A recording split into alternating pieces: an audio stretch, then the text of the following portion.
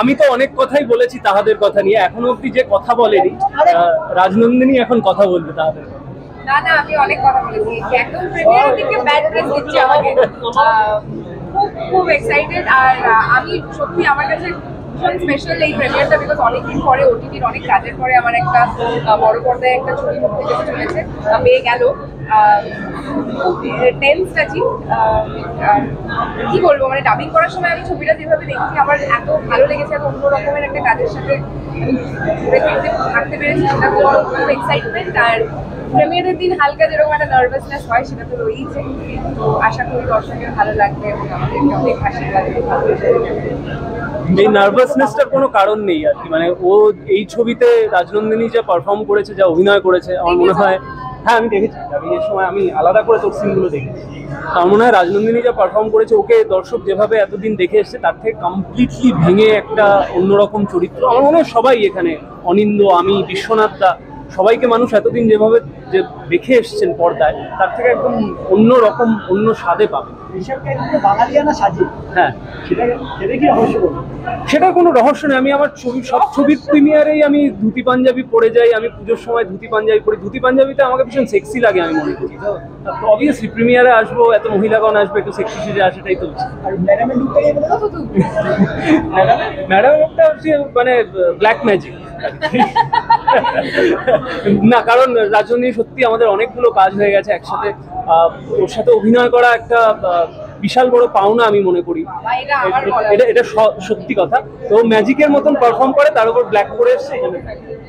একদমই ঋষভ, একদমই তুমি ঠিক কথা বলছো, বিকজ সত্যি মানে আই থিঙ্ক তুমি যত ভালো অভিনেতা তার থেকে ভালো তুমি কো অ্যাক্টর, মানে আমি সেটা সব জায়গায় বলে বেড়াই যে তোমার সাথে অভিনয় করাটা এত সহজ।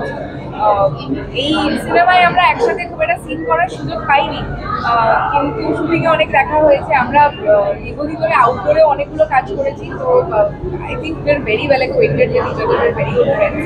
খুব ভালো লাগে যখন কাজ করতে করতে you get along personally and professionally. তো বাকি নায়িকারাও শুনে নাও, আমি খুব ভালো কো অ্যাক্টর। নায়িকা বুঝে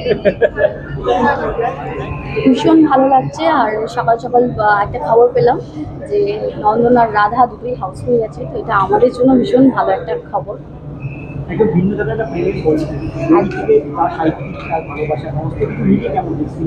ভীষণ ভালো, মানে এখানে না তিনটে প্রেমের গল্প আছে, তিনটে একেবারে তিন দিকের গল্প, আর ভীষণ ভালো একটা মিষ্টি একটা প্রেমের গল্প আছে, একটা একটু রুড আছে, আর একটা তো একদম আপনারা ভাবতেও পারবেন না এরকমও প্রেম হতে পারে, সেরকম একটা গল্প আছে। বাকিটা দেখলে বুঝতে পারবেন।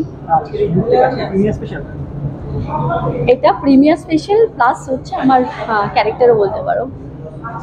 Thank you. না টেন্স না, একদমই ছবিটা বানিয়েছি, দর্শক যেটা বলবে ভালো খারাপ মাথা বেঁধে নেবো। নন্দন আজকে হাউসফুল, রাধা অলমোস্ট ফুল।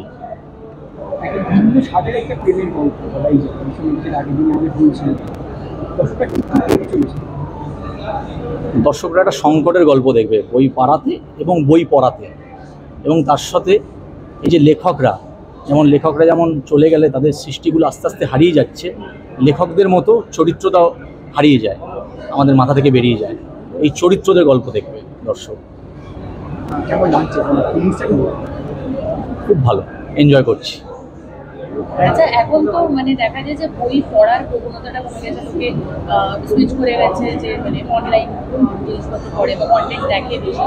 তো সেটা নিয়ে যে এখন কি মনে হয়, মানে সিনেমাটা দেখার পরে কি পুরো লোকে বই পড়ার অভ্যাসটা না, যারা বই পড়ার তারা বই পড়ে, কিন্তু যারা পড়ছে না, কমে গেছে, তাদেরকে একটু জানান দেওয়ার জন্য, একটু মানে বলবো একটু সচেতন করার জন্য বইটা আবার কিনুন, পড়ুন, বই উপহার দিন। আমার হ্যাশট্যাগ হচ্ছে বই পড়ুন ও বই উপহার দিন। এখন আমরা সানগ্লাস পাই গিফটে, ঘড়ি পাই, টি শার্ট পাই, পারফিউম পাই, বই গিফট পাই না। আগে পেতাম বই গিফট। বই গিফট করাটা আবার ফিরে আসে। প্রথম কথা, সুব্রতর ছবি। সুব্রতর সাথে আমি আগে অনেক কাজ করেছি, যখন আমি দিল্লি অভিনয় করতাম, দিল্লি শোতে। সেই সময় সুব্রত আমার সাথে কাজ করতো সহকারী পরিচালক হিসেবে। সেই সময়টা আমাদের বন্ধুত্ব, ও প্ল্যান করতো ছবি বানাবো, আমিও বলতাম ভাই আমি ছবি বানাবো। তো আমি হয়তো ভগবানের কৃপায় কিছুদিন আগে ছবি বানিয়েছি, ও কিছুদিন পরে। এই দিনটার অনুভূতি আমি জানি, প্রত্যেকটা পরিচালকের জীবনে এই দিনটা যেন ঘুরে ফিরে আসুক, এটাই আমার চাই। তাহাদের কথা আপনাদের কথা অ্যাকচুয়ালি আপনারা দেখুন, তাহাদের কথা ছড়িয়ে দিন, ফলে সিনেমা হলে রমরম করে চলবে। এবং আমি চাই সুব্রতর এই ছবি যেন অনেক সফল হোক। বাকি যারা রয়েছে বিশ্বনাথ এবং আরও কলাকুশলীরা, সবাইকে অসংখ্য শুভেচ্ছা আমার তরফ থেকে। খুব ভালো হোক, বাংলা সিনেমা রম করে চলুক, আবার চলছে। Thank you. এই মুহূর্তে ইন্টারভেল চলছে, আমার ছবিটা ভীষণ ভালো লাগছে। আমার অনেকটা এক্সপেকটেশন ছিল ছবিটা থেকে। আমি ঠিক যেমনটা ভেবেছিলাম, যেমনটা এক্সপেক্ট করেছিলাম, সেটাই আমি দেখছি ছবিটাতে। ছবিটা খুব অনেস্ট, ছবিটা একটা গুরুত্বপূর্ণ বিষয় নিয়ে, যেটা খুব সত্যি বিষয় একটা আমাদের সমাজের, এবং সবাই খুব ভালো অভিনয় করছেন।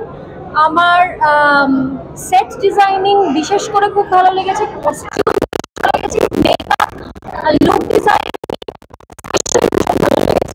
কেননা সেটা ভীষণ ট্রু টু লাইফ আর ভীষণ সত্যি, সেই জন্যই হৃদয়কে স্পর্শ করছে। আর সবাই ভীষণ ভালো অভিনয় করছেন ছবিতে, এবং পরিচালক খুব রিয়ালিস্টিক্যালি ছবিটি বানিয়েছেন।